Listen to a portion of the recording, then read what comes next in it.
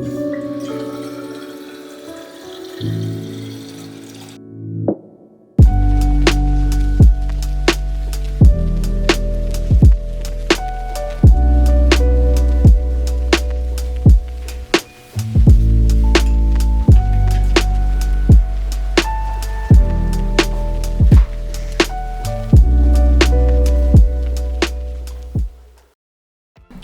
んにちは、あやはれです。今日はダイエットに関する質問にお答えします。主食抜きはオートミールや玄米もダメですか？私のちょっと説明不足で判断に迷う方が多かったと思います。ごめんなさい。結論から言うと、オートミール、玄米は食べても大丈夫です。私の言う主食の定義は白い炭水化物を指しています。お米とか小麦粉からできるうどん、パスタ、麺類とかですね。で、これらの白い炭水化物を食べないようにしていました。オートミールとか玄米などは茶色い炭水化物と呼んでいて、食べても OK というルールで実践していました。具体的に言うと、オートミール、玄米、もち麦、大麦などです。同じ炭水化物なのに何が違うのという方にもう少しだけ踏み込んでお話をすると、オートミールとか玄米とかもち麦っていうのは低 GI 食品と呼ばれていて、食べた後に体の中で血糖値が上昇しにくく脂肪に変わりにくいと言われているため食べていました。私は実際何を食べてたかというと、朝にオートミールを 30g から 50g ぐらいで、もち麦を昼に80から 100g ぐらい食べていました。糖質、炭水化物は一切取らないんですか？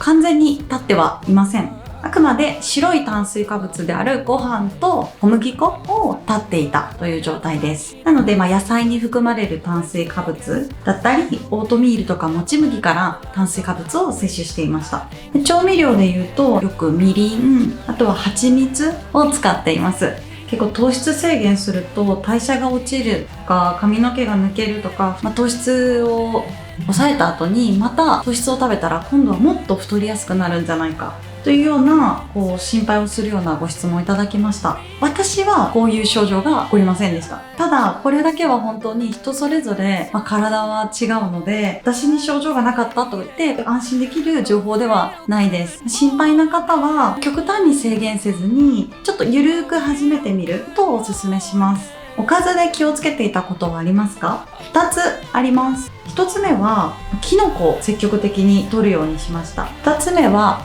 調味料を計量スプーンを使って入れるようになりました。キノコは体の免疫力を高めるビタミン D というものがたくさん含まれていて、ビタミン D って体の中で勝手に作られるものではなくて、必ず食べ物から摂取しなきゃいけないので、毎日食べるようにしています。2つ目の調味料に関してはいつも目分量で入れて無駄に濃い味付けをしてしまっていました。塩を取りすぎるとやっぱりむくんでしまうし、糖質を取りすぎると太る原因になってしまうので、これはちょっといいことないなと思って、必ず計量スプーンを使ってお料理するようにしています。お米を食べないと便秘になりませんでしたか？私はお米を食べないから便秘になったという感覚はありませんでした。というのも、お米を食べていた時から私は超便秘症で、ダイエットを始めてから毎朝大さじ1杯のココナッツオイルを摂取するようになり、便秘が解消されました。確証はないんですけど、便秘が改善されたのも結構減量に大きく影響したのではないかと思っています。1日1食ですか？1日3食食べていました。朝あんまりお腹が空かないなっていう時だけ、今日みたいにカフェオレとプロテインみたいな感じで飲み物だけの日もあります。今度1日3食食べている動画を出したいと思います。リバウンドしていませんか？リバウンドは私はしていません。毎日だいたい同じ食生活で48キロをずっとキープしています。数値はあくまで指標ですが、自分が気持ちよく生活できる体重を見つけることが大事だと思っています。間食はしていましたか？間食は主に素焼きナッツと 70% 以上のカカオチョコレートっていうのを常にストックしています。このチョコレート効果とこのロカボナッツですね。ここ1年ぐらいずっと間食で一番食べてるお菓子かなと思います。1ヶ月の食費はいくらですか？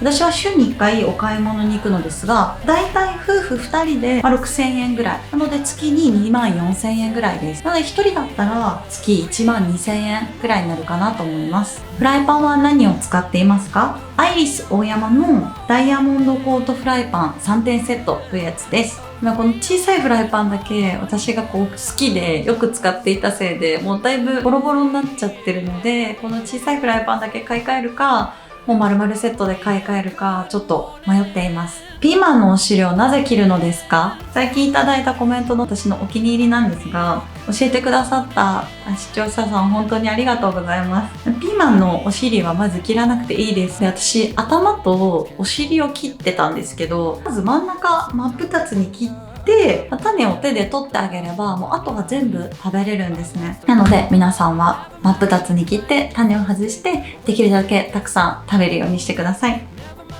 今回の質問は10問以上となります。最後に、いつも本当にコメントをくださる皆様、本当にありがとうございます。私が本当に動画を作る支えになっています。そんな皆様に2つだけお願いがあります。1つ目が、ダイエットが苦しい状況になるとすごく自分を責めてしまったり、厳しく当たってしまいますが、絶対に自分で自分を追い詰めないでください。私自身、ダイエットを実践してみて思ったのは、ダイエットは自分のことを一つずつ受け止めてあげて、で好きになってあげるための一つのステップかなと思っています。だから、もうできる限りダイエット中は自分を褒めて応援してあげてください。私は例えば1日自炊しただけで、こんなに仕事疲れてるのに私自炊できた、すごく褒めてました。あと体重がちょっとでも減ったら、これもしかしてあの日のあれが良かったのかな、実際はわかんないんですけど、自分なりにその頑張った部分と痩せたっていう事実を紐付けることで、